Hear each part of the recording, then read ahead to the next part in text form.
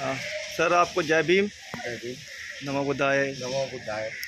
देश बाबा और अम्बेडकर टाइम की तरफ से हमने यहाँ पे विजिट डाली हुई है। यहाँ पे दादर में आए हुए हैं और हम जो बाबा साहब अम्बेडकर का जहाँ परिनिर्वाण हुआ था और उनका जो पवित्र से का संस्कार हुआ था उसके बारे में यहाँ जानने के लिए देशों विदेशों से लोग आते हैं और भारत से भी आते हैं, भारत से जाते हैं। पूरे विश्व में लोग बाबा साहब के लोकप्रिय उनके अनुयायी हैं। तो क्या इस जगह से आप उनको मैसेज देना चाहोगे? डॉक्टर बाबा साहब अम्बेडकर पूरे विश्व के विश्व रत्न माने जाते हैं। उनका महापरिनिर्वाण इसी जगह चैत्य भूमि में यहाँ पर हुआ था। उनके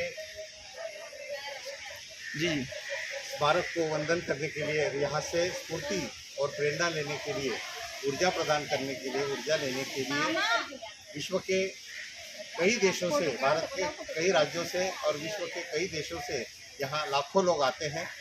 और ये जो चैत्य भूमि है डॉक्टर बाबा साहब अम्बेडकर के सुपुत्र सूर्य पुत्र भैया साहब अम्बेडकर जी ने ये बनाई हुई है। इसके शिल्पकार सूर्य पुत्र भैया साहब अम्बेडकर होते हैं।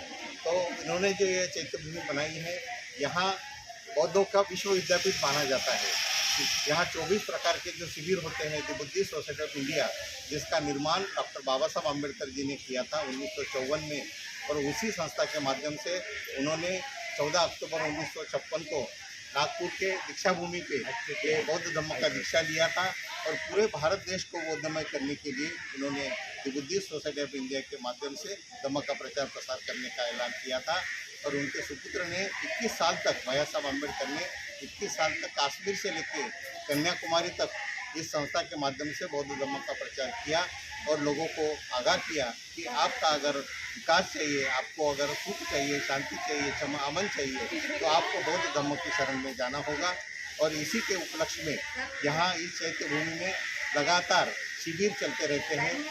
आपने देखा होगा यहाँ 17 मई से लेकर बुद्ध जयंती के पावन पर्व पर, त्रिगुणी पावन वैशाखी पूर्णिमा के उपलक्ष्य में, और माता रमाई का जो स्मृति दिन है 27 मई को, उसके उपलक्ष्य में हमारा शिविर चल रहा है।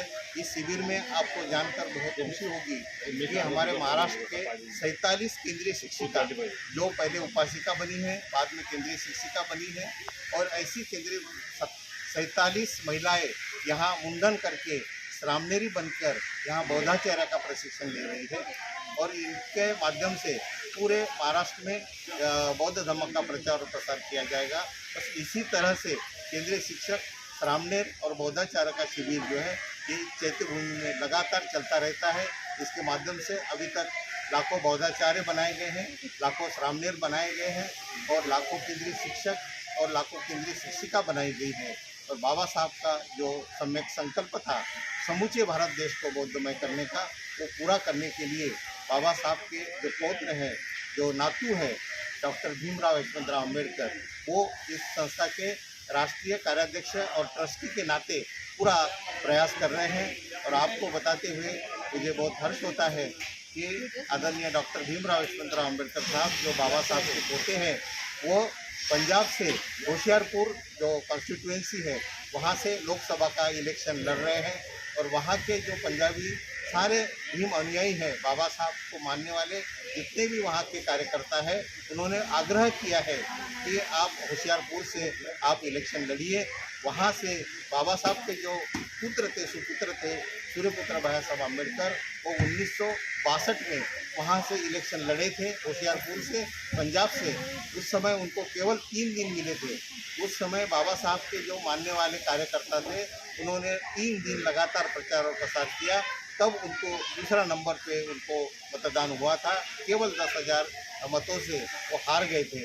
लेकिन उसी होशियारपुर से हमारे कांशीराम जी जो है, तो कांशीराम जी 1996 में वहाँ से इलेक्शन लड़े थे और जीत कर आए थे।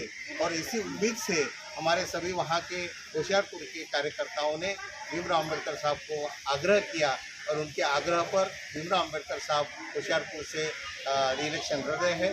पूरे महाराष्ट्र से, पूरे देश से, विदेश से भी उनको सपोर्ट मिल रहा है। और मैं आह्वान करता हूँ आपके माध्यम से पूरे पंजाब वासियों को कि आपका हम लोगों को बहुत नाज है, बहुत गर्व है आपके ऊपर कि आप लोगों ने बाबा साहब के परिवार को, बाबा साहब के पुत्र को, बाबा साहब के पोते को आपने सहकार्य करने का, उनको सपोर्ट करने का जो निर्णय लिया है, मैं आपका तहे दिल से आभार व्यक्त करता हूँ। जय भीम। Thank you sir. जय भीम, नमो बुद्धाय। नो